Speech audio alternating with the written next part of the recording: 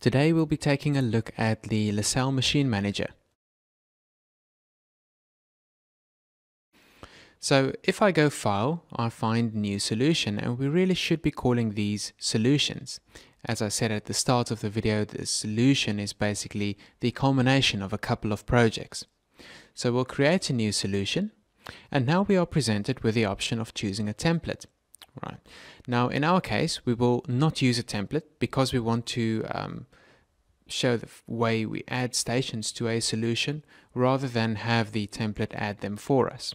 So in our case, we'll choose no template, and our location, I will choose the computer's desktop. Select the folder, and I'll call this example solution. Right. If I now OK that, then immediately you see that we have a solution now loaded. Right. In our workspace area, you see that we have the Multi-Master Editor tab open.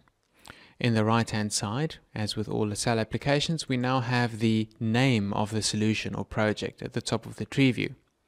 Whenever I click something, the properties pane follows me there, and whenever I select something that has comments connected to it, the comments are shown at the bottom.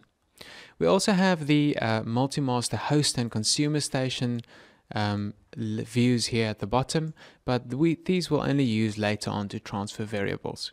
And at the far bottom we have the output pane. For now, because screen space is limited on my display, I will simply move my output pane and hide it below the consumer stations pane. Right, so now I have the option of choosing either consumer stations or output. So to start off, let's first discuss our hardware architecture.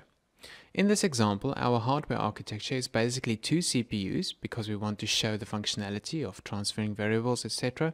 And these two CPUs are, one of them LARS and another one is an ETV0833-3 that is connected on the network that my laptop is connected to. So to start off, I will create a station for each of those. I'll right click on the solution, select Create Station, and now a new station is added in the tree view. I can now name this something. So in our case, let's call this the HMI station. Right. I'll do the same again, and I'll create a station for the process CPU. So let's call that the process station. Right. So assuming that LARS will run our process and the HMI will be our ETV0833, I'll choose the LARS station and I'll set the online connection for it. Right.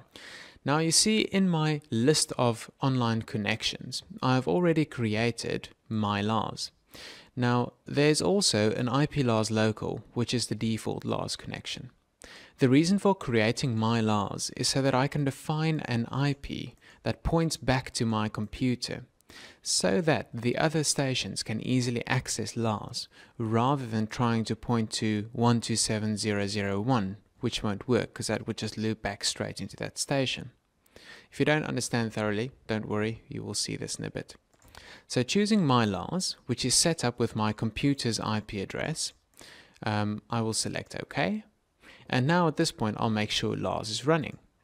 So I'll just run LARS, and there we go. We see our application is loaded in LARS, and that should be on my computer's local IP address.